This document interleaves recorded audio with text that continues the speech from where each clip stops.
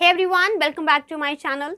आज की इस वीडियो का हमारा टॉपिक रहेगा पोरिफेरियाज लावा, जो कि लिखा गया था एक इंग्लिश पोएट रॉबर्ट ब्राउनिंग के द्वारा। और ये फेमस पोयम पब्लिश किया गया था 1836 में, और ये एक ड्रामेटिक मोनोलॉग है। फ्रेंड्स, ये पोयम पोरिफेरियाज लावर काफ़ी ज़्यादा फेमस है, और इसकी फेमस होने का रीज़न है इस पोयम की ending.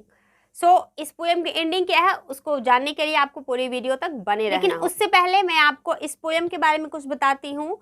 The theme of the poem is love, violence and control. Friends, इस पोयम में जो पोरिफेरिया है वो कितना भी तूफान हो, कितना भी बारिश हो, वो फिर भी अपने लवर यानी कि स्पीकर से मिलने के लिए आती है। और स्पीकर जो है वो उसके प्यार के बदले उसे प्यार देने के बजाय उसका मर्डर कर देते हैं, और जिसकी वजह से ये पोयम जो है वो काफ़ी ज़्यादा फेमस है। अब हम अपनी पोयम शुरू करते हैं, लेकिन उससे पहले मैं आपको राइटर्स के बारे में कुछ बता देती हूँ। रॉबर्ट ब्राउनिंग का जन्म हुआ था 7 मई 1812 को, एंड इनका डेथ हुआ था 12 दिसंबर 1889 को। He belongs to Victorian period. Was a master of dramatic words, और ड्रामेटिक वर्ड्स में ही रॉबर्ट ब्राउनिंग का एक फेमस पोयम है जिसका की नाम है the ring and the work is the pied piper of Hamelin man and women and so on. अब हम अपनी पोयम शुरू करते हैं।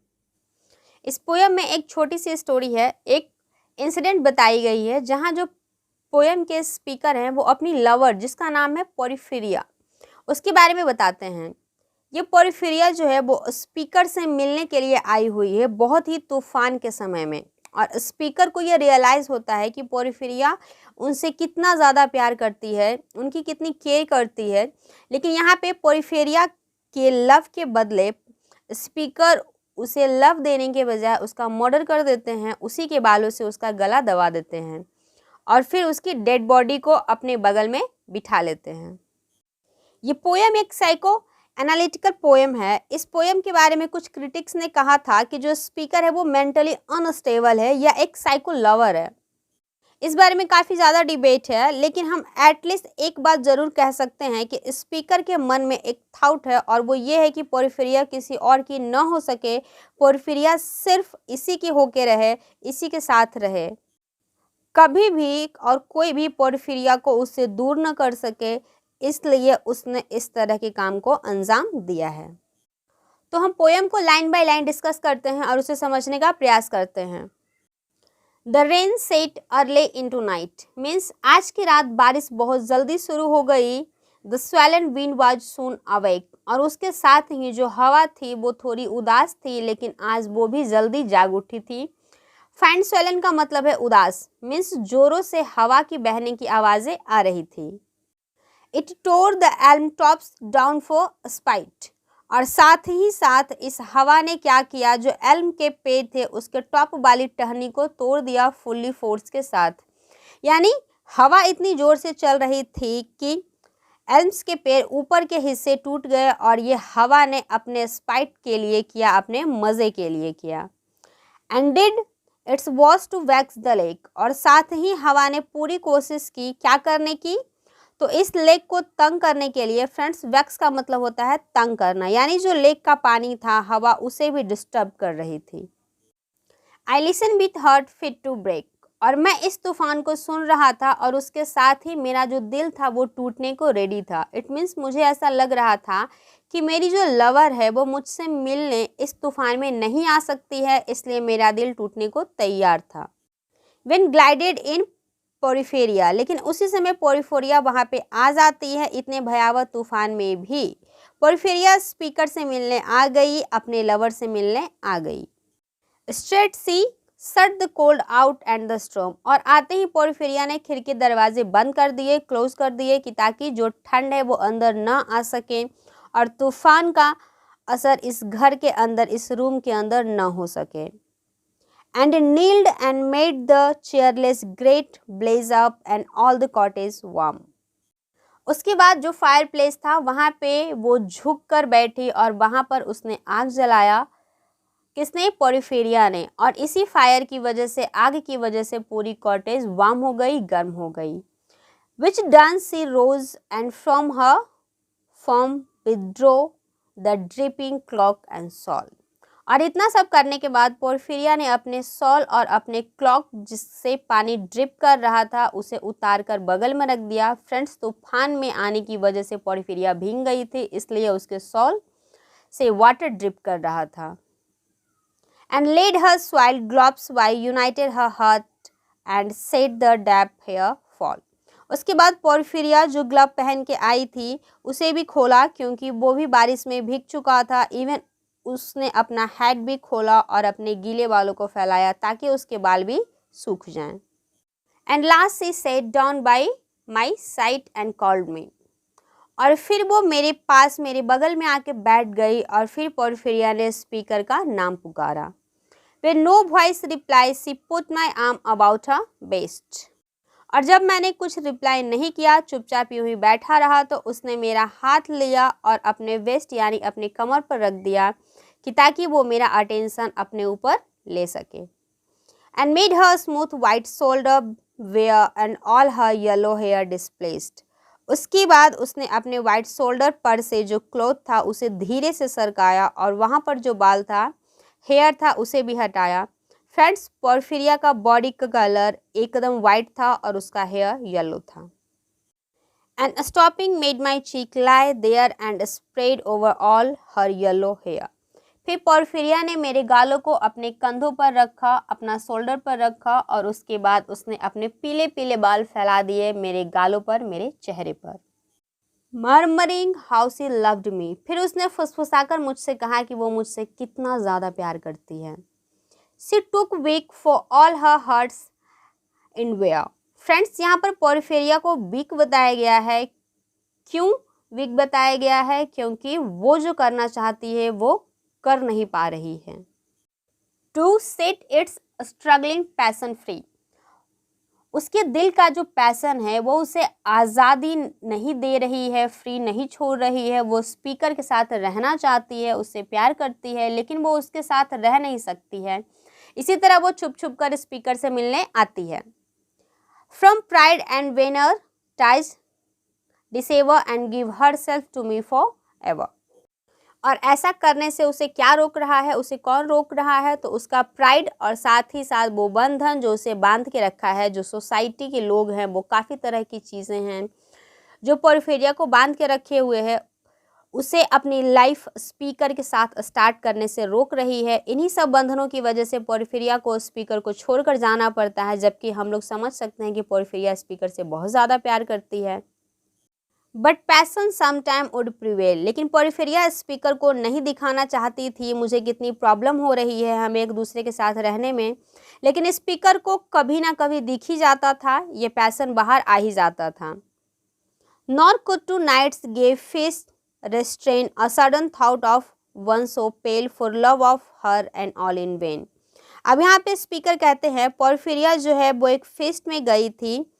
आज रात को एक बहुत अच्छी फेस्ट हुई थी, वहाँ पर ये पोर्फिरिया गई थी, खुश थी, लेकिन वहाँ उसका मन नहीं लग रहा था, क्योंकि पोर्फिरिया के माइंड में एक सडन थॉट आता है, एक पेल फेस का, एक फीके से चेहरे का। वो चेहरा किसका था? उसके लवर का, यानी स्पीकर का। और जितनी बार उसे ये फेस याद आता था, उसे और किसी चीज़ में मन नहीं लगता था, उसे कोई और चीज़ पसंद नहीं आती थी, उसका ध्यान उन सभी चीज़ों से हट जाता था, वो सिर्फ स्पीकर के बारे में ही सोचती रहती थी। इसलिए आंधी तूफान के मौसम में भी वो स्पीकर से मिलने चली जाती थी। So she was come through wind and rain. और इसलिए वो इस आंधी तूफान में भी मुझसे मिलने आती थी। Be sure I looked up at her eyes happy and proud. यानी मैंने इस बात का श्योर होने के लिए उसकी आंखों में देखा कि वो बहुत खुश थी और प्राउड थी, और मुझसे मिलकर वो बहुत ज़्यादा खुश थी, हैप्पी थी।